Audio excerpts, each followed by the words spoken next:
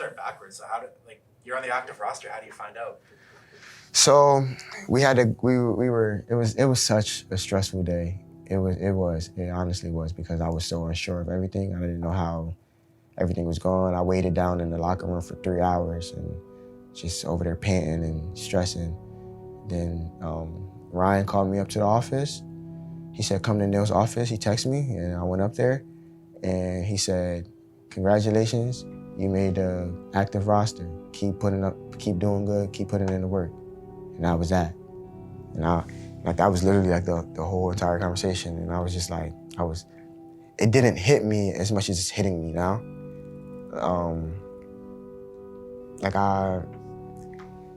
don't know,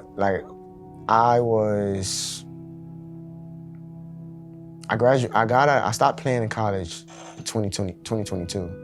So from 2022 to 2023, the whole entire year, I didn't play.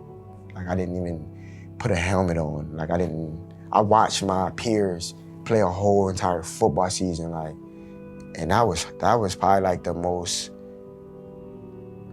hardest thing I ever did. I don't mean to get emotional, but it gets kind of emotional talking about it, because like that year took a lot out of me, and if it wasn't for the people I had in my corner for real, I wouldn't be here.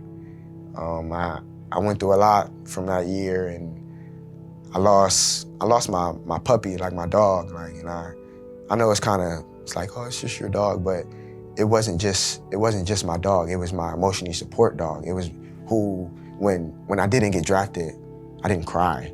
I didn't feel bad, because I knew I had somebody with me that was going to make me feel better, because she was better. Like, she obviously, my dog didn't obviously understand what I was going through, but I knew every time when I came home, she was at the door happy, like, just happy.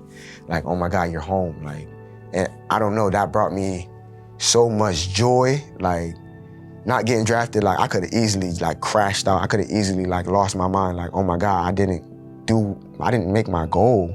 Like, my goal was to play in the NFL and play in the United States. That was my goal. So when it didn't reach it, it crushed me, but it didn't crush me as much as it should have crushed me if I didn't have my dog. So once losing, her name's Faith, once losing Faith, which is kind of crazy to say, because it's like losing faith, like, what do you mean losing faith? But it's like losing faith, like, kind of like brought all the emotions that I missed back. And it was hard, like, it was tough. And I thought I would never be on a football field again, I tell you. Like, and I started to find joy in coaching, and I started to find joy in being a teacher, because I was a teacher back home. So I teach strength and conditioning at my old high school. So I found joy in that. And I found joy in, like, I was satisfied. Like, I was satisfied. I didn't think about playing football ever again.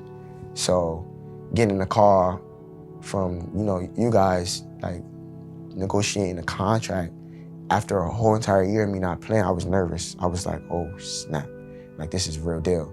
But like I said before, having people in my corner, having my agent, and my mom and my dad and my brothers and my girlfriend too.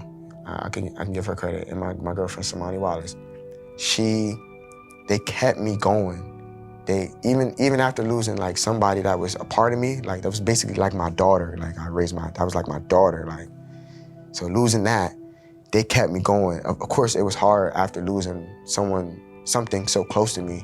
It was hard for me to keep working out, keep having like the motivation to even go work out, because it's like I didn't really feel like it. But like I said, having like my agent, my mom, and my girl, my brothers, telling me like, did you work out today? Checking up on me, like, are you still working out? Like, are you still in shape? Are you still doing what you're doing?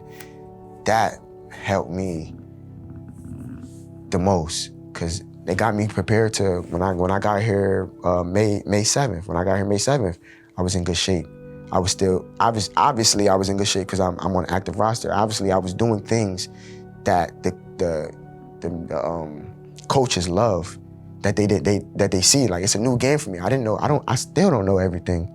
Like, I still ask questions. I still be wanting to get to know a lot of things. So just to make that active roster is just a huge, like, testimony to me because it's like I dealt with a lot. And it's just a year, but I felt like I went through a lot of adversity, and I want to say I've overcome it. I want to say that, but it's just like still stuff, stuff is still happening to me. Like just like not nothing serious like that, like traumatic like that, but I'm still dealing with stuff and still going through stuff. But I don't let my outside stuff like affect when I'm in the locker room or when I put my helmet on when I go outside. I think football. I don't think about, dang, I lost my dog a year ago. Or I don't think about that. Like I think about football. So I think I have a good mindset of not blocking it out, but like putting it on hold so I could focus on what I'm doing right now. And I think that's something that I just realized even like after these like couple days that I am actually good at doing. Like I can turn it off and turn it back on. So that was long as hell. I'm sorry.